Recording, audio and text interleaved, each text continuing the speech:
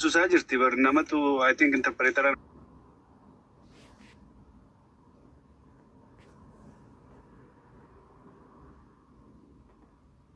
Okay, eenyu gaaffii qabaaf naamusaan waan gaafatu barbaadan qofa gaafadha.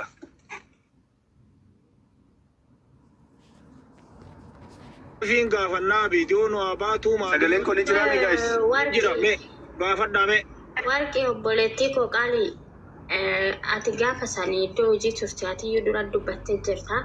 Guyyaa baay'iseen mana maadaamitii baate sanii silaa ati gaafa sanii iddoo hojii turte namicha hamaartichatu dhaqee baase moo namicha baangaalii jettantu dhaqee baase maaliin barteetu baangaalii baase malee hamaartichi hin baasne jette tokko kana lammanni immootu mana maadaamitii hundi keenya bannee baaneeti deebinee seeratti deebinee dalagaa jirra. Warri yeroon ala hojjedhus na beekan jiru warri amma yeroon kontiraata hojjedhus na beekan jiru. Wanni sitti himaan jiru yaane misaalee miti kanin sitti himaa jiru waan ofii kiyyaa beeku sitti himaa jira malee. Mana maadaamitii gaafa baanu simkaardiin nuti mana maadaamii teenyee itti fayyadamaa turre mana maadaamitii balbala maadaamii baanee konkolaataa yoo nuti seennu konkolaataa keessatti nurraa fuudhamee caccabsanii gatan. Maaliifi lokeeshiniin bilbila kallattii irra jira waan ta'eef. WhatsApp irraa siitingii keessaa cufachuu dandeetti. Hini manisaanuu akkamitti akka eessaa akka seenneetu akka lokeeshiniin keenya mul'anne WhatsApp keessaa cufachuu dandeenya. Malee bilbilli appilikeeshinii nuti irraa qabnu takka nu jalaa hin tuqamu. Badee waan an argeef asitti himaa jira.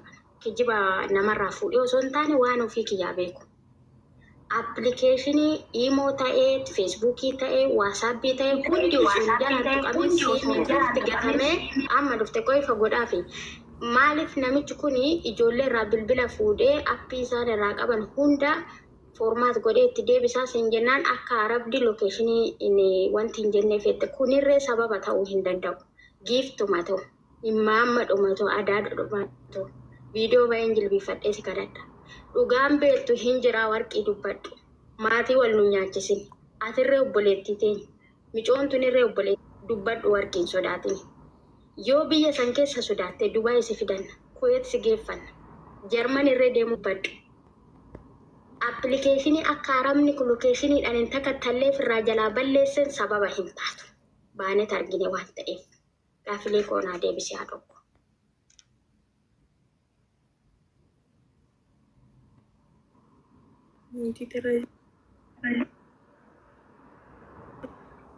እና ani isa kana obboleetti